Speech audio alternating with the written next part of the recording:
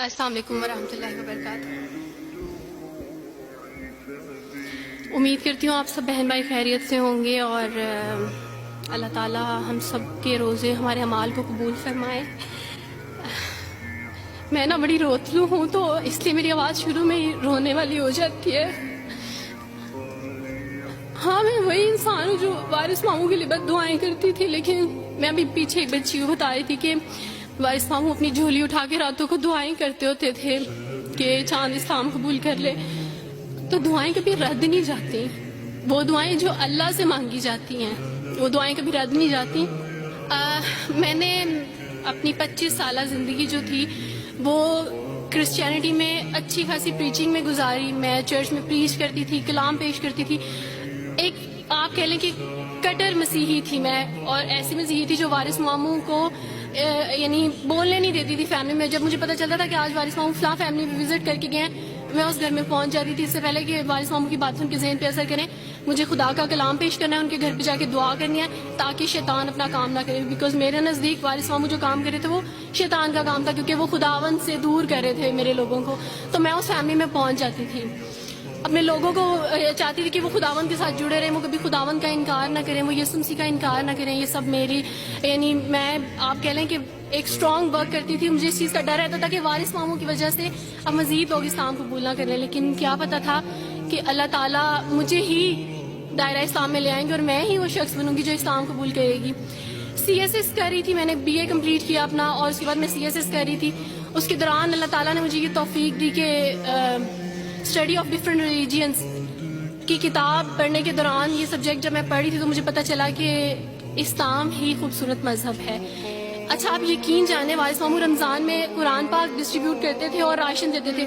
تو میرے بھائی کے ایک جہاں ڈیوٹی کرتے ہیں وہاں ایک انکل تھے، گارڈ تھے، ان کے لیے قرآن پاک لے کے ان سے رکھا ہوا تھا اور راشن بھی لے کے رکھا ہوا تھا، اور میں اس قرآن پاک کو نا چھپا چھپا کے اپنی سیف میں رکھتی تھی اور ڈرتی تھی کہ کسی دن میں اس کو کھول نہ لوں۔ اکثر ایک دو دفعہ پکڑا کہ کھول کے دیکھوں تو صحیح، کوئی نہ کوئی غلطی تو ہوگی نا اس قرآن میں بھی، یہ تو بڑی باتیں کرتے ہیں بائبل کے بارے میں، کچھ نہ کچھ تو ہوگا۔ لیکن اب یقین جانے ایک ڈر تھا کہ جس دن میں اس قرآن کو پڑھا میں اس قرآن کو اپنا دل دے بیٹھوں گی، اور وہی ہوا کہ جب میں نے قرآن پڑھا تو میں اس پر ایمان لائے بغیر نہیں رہ سکی۔ ایک رات وارث ماموں کو کال کی اور ان سے کہا کہ 2 بجے کا لگ بھگ ٹائم تھا، اور ان سے کہا کہ وارث ماموں مجھے آپ سے ضروری بات کرنی ہے۔ تو انہوں نے کہا کہ کیا بات ہے بیٹی، کوئی زندگی موت کی بات ہے؟ تو میں نے کہا کہ ایسے ہی سمجھ لیں، میں رو رہی تھی۔ تو انہوں نے کہا کہ سب خیریت ہے؟ تو میں نے ان سے کہا کہ بس بغیر کچھ کہے آپ مجھے کلمہ پڑھا دیں وارث ماموں۔ اور وارث ماموں اور میں بالکل خاموش تھے، یعنی وارث ماموں کہتے ہیں کہ اس وقت مجھے لگا کہ جیسے میرا دل پھٹ جائے گا۔ مجھے یقین نہیں آ رہا تھا اپنے کانوں پہ کہ وہ جو سب سے بڑی رکاوٹ تھی وہ مجھے خود کہہ گیا کہ مجھے کلمہ پڑھا دیں۔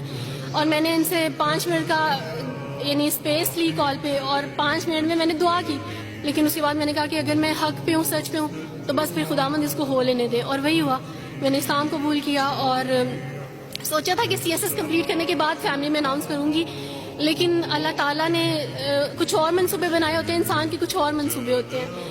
آپ یقین جانے میری فیملی کو جلدی پتہ چل گیا۔ ایک رات میرے بابا نے وارث ماموں کو گھر بلایا اور ان سے کہا کہ ہم چاند کی شادی کرنا چاہتے ہیں، آپ اس سے پوچھ دیں کہ اگر کسی کو پسند کرتے ہو تو ہم اس کی شادی اس سے کر دیں، ہم جو ہے نا وہ اس کی مرضی کے خلاف نہیں جائیں گے۔ تو میں نے ان سے کہا کہ آپ ایسا نہیں کر پائیں گے۔ انہوں نے کہا کہ نہیں، ہم کر سکتے ہیں۔ مجھے یہ تھا کہ مجھے پچھتاوا نہ رہے کہ میں نے شاید اس دن پاپا سے بات کرتی تو پاپا مان جاتے۔ تو میں نے ان سے کہا کہ پاپا میں ایک مسلمان مرد سے شادی کروں گی، آپ ایسا میرے لیے کر سکتے ہیں؟ اگر آپ کسی مسلمان سے میری شادی کریں گے تو ٹھیک ہے، میں شادی کرنے کے لیے تیار ہوں۔ میری گھر میں ایک سناٹا چھا گیا، اور اس خاموشی کے بعد جو ہے یعنی سب فیملی والے رونے شروع ہو گئے۔ انہوں نے کہا کہ آپ اپنے مذہب میں واپس آ جاؤ، لیکن یہ ہے کہ میں دین اسلام قبول کر چکی تھی۔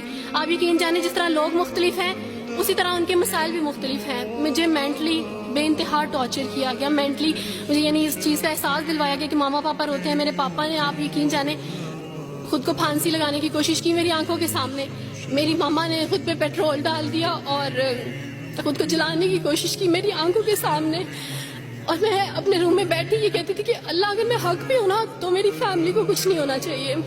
پھر بہرحال مجھے میری فیملی سے نکال دیا گیا، یہ اس ڈر سے کہ میری وجہ سے دوسرے بہن بھائی بھی اس راہ پہ نہ چلے جائیں، اور وارث ماموں کو بلا کے مجھے گھر بھیج دیا گیا، ان کے گھر بھیج دیا گیا۔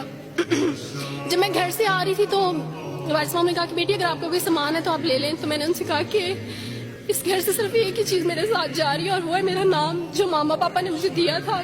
میں چاند رات میں پیدا ہوئی تھی اس لیے انہوں نے میرا نام چندہ رکھا تھا. بس وہ نام لے کے آئی. آپ یقین کریں ہمیں کہا جاتا ہے جبرن اسلام قبول کیا جاتا ہے. اسلام قبول کرنے کے بعد وہ جبر کیا جاتا ہے کہ آپ سوچ بھی نہیں سکتے. آپ کو اپنے ماں باپ سے ہی ملنے نہیں دیا جاتا. آپ کو اپنے ہی چھوٹے بہن بھائیوں کے پاس بھی جانے دیا جاتا. آپ میں ہاسپٹل میں تھی ڈلیوری کے ٹائم. آپ یقین جانے میرے پاس کوئی بھی نہیں تھا جو مجھے بیڈ سے اٹھا کے بٹھا سکتا. ایسے موقع پہ مجھے اپنے اپنوں کی ضرورت تھی لیکن میرے اپنوں کے جبر نے میری ماما کو مجھ سے دور رکھا. میرے بہن بھائیوں کو, میرے کرسچن کولیگس نے ہی میری فیملی کو پریشرائز کیا کہ اس کو فیملی سے نکال دیں کیونکہ اگر آپ اس کو ملیں گے تو مزید لوگ بھی عبدالوارث کی طرح چندہ کی طرح اسلام قبول کریں گے. میں نا ہاسپٹل میں لوگوں سے کہتی تھی کہ مجھے بیڈ سے اٹھا کے بٹھا دیں, سیزیرین کے بعد میں اٹھ نہیں سکتی, میرا بیبی رو رہا ہے, کوئی مجھے بیبی پکڑا سکتا ہے. آئیڈیا ہی نہیں تھا ہاسپٹل میں کیا کیا لے کے جاتے ہیں. میرے پاس ایک ایسا دوپٹہ نہیں تھا جو میں چینج کر سکتی. ایسے موقعوں پہ آپ یقین جانے آزمائش اور جبر اسلام قبول کرنے کے بعد ملتا ہے. مجھے آپ سب سے توقع ہے, آپ سب اسلامک اداروں سے توقع ہے کہ اب آپ ہمارے لیے اسٹیپ لیں. ہمارے اپنوں نے تو ہمیں چھوڑ دیا, انہوں نے جو ہمارے ساتھ جبر کیا اس جبر کے بدلے آپ ہمارے ساتھ نیکی کریں. اب آپ کیا اسٹیپ لیتے ہیں نیو مسلمس کے لیے جن پر یہ الزام لگایا جاتا ہے کہ ان پہ جبر کیا جا رہا ہے. ہم پہ جبر نہیں, ہم پہ جبر اسلام قبول کروانے والوں نے نہیں کیا بلکہ جن کے گھروں سے ہم آئے تھے اسلام قبول کرنے کے بعد جبر تو ان کی طرف سے تھا. اچھا سر, کبھی کٹے بیٹھ کے روئیں گے.